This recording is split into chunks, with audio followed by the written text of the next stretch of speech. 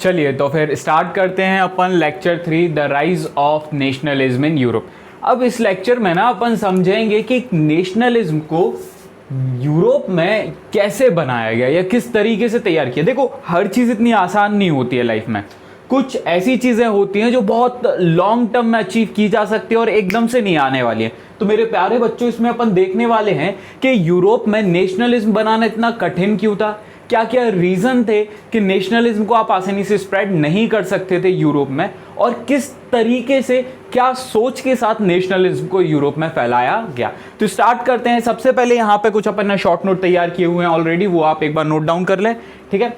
देखो बहुत सारी ऐसी जगह है जैसे जर्मनी, इटली, स्विट्जरलैंड या ऑस्ट्रिया, हंगरी, ये सारी जगह जो थी ना, ये कहीं ना कहीं किसी ना किसी रूप से किसी एम्पायर का हिस्सा हुआ करती थी। कोई यहाँ पे क्या थी, एक रॉयल पावर। कैसी पावर? Royal power.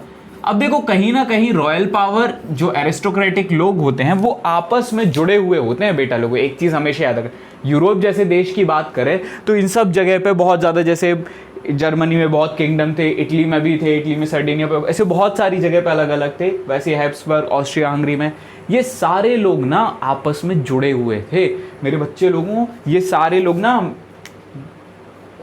ठीक है, ये आपस में जुड़े हुए थे किससे? मैरिट्रियल अलायंस के द्वारा, ठीक है। कहीं ना कहीं ये वैवाहिक संबंध स्थापित कर चुके थे एक दूसरे के साथ। मतलब इमेजिन करो कि इसकी पता लगी एक ही जो लड़की है वो यहाँ ऑस्ट्रिया की है, बी का जो लड़का है वो सपोज करो इंग्लैंड का है, पता लगा दोनों की शादी हो गई, तो क्या इससे दोनों के बीच एक वैवाहिक संबंध स्टैब्लिश हुआ? मैट्रिमोनियल अलायंस दोनों के बीच स्टैब्लिश हुआ? बिल्कुल हाँ। अब जब ऐसी चीज आप कुछ करोगे ना, मैट्रिमोनियल अलायंस, मतलब आपका टॉप लेवल एरिस्टोक्रेटिक जो आप पे रूल कर रहा है वो आपस में तो जुड़ा हुआ है भैया लोगों। आप ग्राउंड लेवल पे तो डिफरेंस एग्जिस्ट करेगा, लेकिन अगर आपने टॉप लेवल जोड़ लिया ना एक बार, तो इसका मतलब क्या है, इन लोगों ने यही किया, टॉप लेवल जोड़ लिया। और टॉप लेवल जोड़ने से फायदा क्या हुआ? Political unity. फॉर एग्जाम्पल कहीं और लड़ाई हो रही है, इसमें किसी भी मैटर पे, उस पर पता लगा सारे लोग मिलकर उसको शॉर्ट आउट कर रहे हैं, सारे लोग मिलकर मैनिपुलेट कर रहे हैं लोगों को, तो इससे एरिस्टोक्रेटिक तो एक हो गए, जो रॉयल पावर रूल कर रही थी पूरे यूरोप में वो तो एक हो गई, लेकिन लोगों में काफी ज्यादा डिफरेंसेस क्रिएट होना चालू हो गए। इज दैट क्लियर मेरे प्यारे बच्चों? मतलब वो चाहते ही नहीं थे कि लोगों के हाथ में पावर रहे। यानी हमेशा याद रखना, at the last moment of the picture आपको ये बात पता चलेगी कि राजा का कोई दुश्मन ही नहीं है, राजा दुश्मन क्रिएट कर रहा है आपको दिखाने के लिए कि देखो भाई मेरे पास बहुत सारा काम है। Is that clear? राजा के विरोधी होंगे, राजा के दुश्मन नहीं होने वाले हैं, ठीक है। वो क्योंकि काफी ज्यादा अलायंसेस से जुड़ा हुआ होता है और उसका काम होता है कि लोगों पर रूल करना है। अब जब ये सारी चीजें चल रही थी, इसी दौरान पूरे यूरोप में इंडस्ट्रियल रेवोल्यूशन चला, ठीक है। इंडस्ट्रियल रेवोल्यूशन मतलब बहुत ज्यादा मैसिव लेवल पे इंडस्ट्री सेटअप हुई। अब जब कभी भी इंडस्ट्री सेटअप होंगी तो उससे सोसाइटी में बहुत सारे चेंजेस आए, और उन चेंजेस में से एक सबसे बड़ा चेंज ये था कि राइज ऑफ बुर्जवास। अब ये बुर्जवास क्या होते हैं? बुर्जवास न्यूली रिच मिडिल क्लास है। ये क्या है बेटा लोगों? Newly rich middle class. Imagine करो किसी ना किसी तरीके से इंडस्ट्रियल रेवोल्यूशन का फायदा उठा के कोई आम आदमी अचानक से अमीर बन गया। ध्यान से सुनना, कोई आम आदमी अचानक से अमीर बन गया और उसने देखा कि भैया जो रॉयल पावर है वो तो बहुत ज्यादा प्रिविलेजेस एंजॉय कर रही है, बहुत सारे उसको टैक्स बेनिफिट्स हैं, लेकिन हम उनसे ज्यादा पैसे वाले और हमारे पास कोई भी प्रकार का टैक्स बेनिफिट नहीं है। तो इनने डायरेक्टली चैलेंज किया एरिस्टोक्रेटिक रूल को या एरिस्टोक्रेटिक पावर। एरिस्टोक्रेटिक मतलब जो कुलीन वर्ग, जो हायर क्लास आप पे रूल कर रहा है वो कहलाएगा क्या? एरिस्टोक्रेटिक। इन्हें डायरेक्ट चैलेंज किया एरिस्टोक्रेटिक प्रिविलेजेस को जो उनको फायदे मिलते थे, और ये जो चैलेंज है ना एरिस्टोक्रेटिक प्रिविलेजेस को, यही कहलाया लिबरलिज्म। यानी यहां से राइज ऑफ लिबरलिज्म हो गया। और भैया लोगों, यही राइज ऑफ लिबरलिज्म बाद में किसको लीड करेगा? नेशनलिज्म को। याद रखना, बहुत इंपॉर्टेंट चीज है, यही जो लिबरलिज्म है ना, यही बाद में किस में कन्वर्ट होने वाला है, या कौन सी फीलिंग डेवलप करने वाला, ये ज्यादा अच्छा रहेगा। कौन सी फीलिंग या किस टाइप के इमोशन को डेवलप करने वाला है? तो नेशनलिज्म के इमोशन को डेवलप करने वाला है। अब बात करते हैं कि सर ये लिबरलिज्म होता क्या है। सर लिबरलिज्म को अपन कैसे समझेंगे? तो फिर से प्यारे बच्चों एक चीज याद रखना, अपन फिर से दो रूट निकालते हैं। एक होता है ISM, ठीक है। ISM का मतलब होता है थ्योरी। ISM का मतलब तो होता है थ्योरी कि आप किस तरीके से चीजों को फॉलो करोगे, आपकी थ्योरी क्या है। और IST का मतलब होता है कि उस थ्योरी को फॉलो करने वाला। यानी लिबरलिज्म क्या होगी? एक थ्योरी होगी, एक कंसेप्ट होगा जिसमें बहुत सारी चीजें आपको दी हुई होंगी। और लिबरलिस्ट कौन होंगे? जो उन कंसेप्ट को फॉलो करे। तो प्यारे बच्चों अपन ने इंग्लिश के दो रूट वर्ड सीखे, ISM कोई भी वर्ड और IST कोई भी वर्ड के पीछे अगर लग जाए तो ISM बन जाता है वो पर्टिकुलर चीज की थ्योरी और IST बन जाता है वो पर्टिकुलर चीज के या थ्योरी के फॉलोअर्स। इज दैट क्लियर प्यारे बच्चों? तो अपन जानेंगे लिबरलिज्म है क्या। तो देखो पहले तो वर्ड को तोड़ दो। लिबरल का मतलब क्या होता है यार, तुम खुद बताओ। लिबरल का मतलब क्या होता है? जो बिल्कुल ओपन माइंडेड हो। जो क्या हो? Open minded. लिबरल का मतलब क्या? ओपन माइंडेड, कि भैया हाँ ठीक, आराम से चीज़ों को टैकल करने वाला, लोगों को समझने वाला, सही गलत में ठीक ठाक तरीके से डिफरेंशिएशन करने वाला। तो लिबरलिज्म में ये कुछ ऐसे पॉइंट्स हैं जो निकल के बाहर आते हैं। जैसे पहला पॉइंट, फ्रीडम ऑफ इंडिविजुअल। क्या एक लिबरल व्यक्ति हर व्यक्ति को फ्रीडम देना चाहेगा? बिल्कुल ना। वो देना चाहेगा कि आप अपने तरीके से लाइफ को एंजॉय करो, आप इक्वलिटी बिफोर लॉ को एंजॉय करो, ताकि सोसाइटी में इक्वलिटी जैसी चीजें एस्टेब्लिश हो सके। गवर्नमेंट बाय कंसेंट, बेटा लोगों ये बहुत इंपॉर्टेंट पॉइंट है। गवर्नमेंट बाय कंसेंट मतलब, कंसेंट का मतलब होता है सहमति। मतलब अगर कोई डिसीजन लिया जाता है गवर्नमेंट के द्वारा तो उसमें ग्रुप ऑफ अ पीपल की सहमति होनी चाहिए। ऐसा नहीं कि रात में उठ गए राहुल गांधी टाइप, सुबह सोए, ब्रश किया, चलो अच्छे से बात करते, सुबह उठे, ब्रश किया और अचानक से कोई चीज़ आई और आपने डिक्लेयर कर दिया कि ये होगा।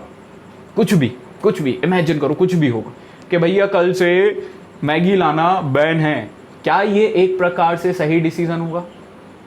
आपके राइट टू एक्सप्रेशन, आपका राइट टू टेस्ट खत्म, कोई खल्लाश, ठीक है। तो भैया गवर्नमेंट कंसेंट के हिसाब से चलेगी कि जो भी आप डिसीजन ले रहे हो ना उसमें लोगों की सहमति होनी चाहिए। नेक्स्ट क्या? इनवॉयबिलिटी ऑफ प्राइवेट प्रॉपर्टी। भैया आपके पास अगर प्राइवेट प्रॉपर्टी है तो ऐसा नहीं कोई भी उसमें घुस जाए, आपसे वो प्राइवेट प्रॉपर्टी छीन ले, तो क्या इससे आपके राइट्स का नुकसान होगा? फिर आप क्यों कमा रहे हैं? अल्टीमेटली आप इकोनॉमी को क्यों जनरेट कर रहे हैं? उसका कोई सिक्योरिटी पॉइंट ही नहीं है। तो ऐसी कुछ चीज़ें। एबोलिशन ऑफ स्टेट जो भी रेस्ट्रिक्शन रखता है ना ऑन ट्रेड, उस चीज को कंट्रोल में रखना। बेटा लोगों इसको अगर नॉर्मल इकोनॉमिक लैंग्वेज में बोलें तो इसको बोलते हैं लेसस फेयर पॉलिसी।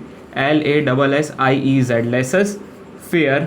ये आप बहुत हायर स्टैंडर्ड में पढ़ेंगे बेटा लोगों, लेकिन याद रख लो, अभी से ये दिमाग में डाल लो। लेसस फेयर पॉलिसी मतलब स्टेट का control on economic matter. Economic matter मतलब कि टैक्सेस कैसे होंगे, ये सारी, या रेट कैसे होंगे इस पर्टिकुलर कमोडिटी के या इस पर्टिकुलर प्रोडक्ट के। इस चीज़ से स्टेट या गवर्नमेंट बाहर आ जाती है और मार्केट पे ही इस चीज़ों को छोड़ देती है। यही कहलाता है लेसस फेयर पॉलिसी। तो लिबरल लोगों का मतलब फोकस क्या था कि भैया आप जो ट्रेड है उसको आप स्टेट से हटाओ यार, let the market decide the value of particular commodity और अ थिंग। क्या इससे एक रियल क्वालिटी बाहर आएगी? बिल्कुल हाँ। अगर इमेजिन करो गवर्नमेंट आप पे प्रेशर बना दे कि आपको यही वाला पेन लेना है, तो क्या ये वाला पेन कितनी भी क्वालिटी बनाए, कैसी भी क्वालिटी बनाए, आपको इसको खरीदना पड़ेगा? बिल्कुल हाँ, क्योंकि और कोई पेन तो अवेलेबल नहीं है। क्या इसकी क्वालिटी दिन पे दिन डिक्रीज होगी? बिल्कुल हाँ, क्योंकि अदर पेन अवेलेबल नहीं। क्या इससे ट्रेड डिक्रीज होगा? आपका जो एक प्रकार से ज़्यादा बेहतर या जो चॉइस का आपका एक जो राइट है, क्या वो डिक्रीज होगा? बिल्कुल हाँ। तो स्टेट को इस चीज़ से रोका गया कि भैया आप स्टेट को ना हटाओ मार्केट से, ट्रेड जो बैरियर्स हैं उनमें से स्टेट को, या ट्रेड बैरियर्स ना पुट करने दो स्टेट को। इससे क्या होगा? इकोनॉमिक एम्पावरमेंट होगा बच्चे लोगों। इकोनॉमी, लोगों के पास पैसा आएगा और पैसा जब आएगा ना तो लोगों के पास ये पावर आएगी कि वो सही और गलत के बीच अपना डिसीजन सुना सकते हैं। ठीक है, इज दैट क्लियर प्यारे बच्चों? तो अपन ने क्या देखा? The rise of nationalism in Europe में मेकिंग के बारे में समझा। मेकिंग से पहले अपन ने समझा कि ये आसान काम तो नहीं था भैया नेशनलिज्म बनाना, क्योंकि पूरे यूरोप में बहुत सारी क्या थे, रॉयल पावर अलग अलग तरीके से अलग अलग डायनेस्टीज के स्टैब्लिश्ड थे। लेकिन ये लोग मैट्रिमोनियल अलायंस से, वैवाहिक संबंध से आपस में जुड़े हुए थे। तो और मुश्किल है, तो और ज़्यादा मुश्किल है। मतलब दिख बस रहा है वो दोनों लड़ रहे हैं, लेकिन पता लगा वो दोनों वैवाहिक संबंध से जुड़े हुए हैं। ठीक है, तो ऐसी कुछ चीज़ें और काफ़ी ज़्यादा ट्रीटीज ये लोग सीक्रेटली साइन कर देते थे कि भैया आप पे कभी अटैक होगा तो हम आपके साथ हैं, ठीक है, साथ ही हाथ बटाना, एक अगर थक जाए तो मिलकर बोझ उठाना। बड़े बड़े चालू लोग थे ये लोग, ठीक है। फिर इंडस्ट्रियल रेवोल्यूशन में बुर्जवाज आया और बुर्जवाज समझे कि भैया हमें अपने राइट्स को चाहिए, मतलब हमें अपने राइट्स चाहिए हैं, और इसी कारण से एरिस्टोक्रेटिक प्रिविलेजेस को एक प्रकार से ख़त्म करने की बात रखी, और यही आइडिया है लिबरलिज्म का। लिबरलिज्म का मतलब अपन ने सीखा, चलो एक एक करके बोलते हैं। फर्स्ट क्या है? फ्रीडम ऑफ इंडिविजुअल, फिर से बोलो, freedom of individual. Second, equality before law, equality before law. Third, government by consent. Fourth क्या है? इनवायबिलिटी ऑफ प्राइवेट प्रॉपर्टी, मतलब कोई भी प्राइवेट प्रॉपर्टी में या प्राइवेट प्रॉपर्टी को कोई आपसे छीन नहीं लेगा। लास्ट क्या है? Abolition of state restriction, state impose restrictions on trade, मतलब स्टेट को ट्रेड से बाहर निकालो अगर आपको इकोनॉमिक एम्पावरमेंट चाहिए है। तो ये पूरी फिलॉसफीज या थ्योरीज थी जो किसके अंडर आ जाती थी? लिबरलिज्म के अंडर आ जाती थी। और यहीं से बच्चे लोगों, यहीं से एक चीज डेवलप होगी, ये कहलाएंगे क्या? कंजर्वेटिव। क्या कहलाएंगे? कंजर्वेटिव। कंजर्वेटिव कौन होते हैं बच्चे लोगों? कंजर्वेटिव वो हैं जो पुरानी विचारधारा को या पुराने सोशल ऑर्डर को, वर्ड पकड़ना, क्या? कंजर्व करके रखते हैं। क्या करके रखेंगे बेटा लोगों? कंजर्व, यानी पुरानी आइडियोलॉजी को संजो कर रखेंगे, यही क्या कहलाएंगे? कंजर्वेटिव। यहां पे अपन देखेंगे कि कंजर्वेटिव के अगेंस्ट कोई लोग आ गए हैं, वो कहलाएंगे लिबरलिज्म, और दोनों की अब युद्ध होने वाला है। आइडियोलॉजिकल वॉरफेयर किस किस का?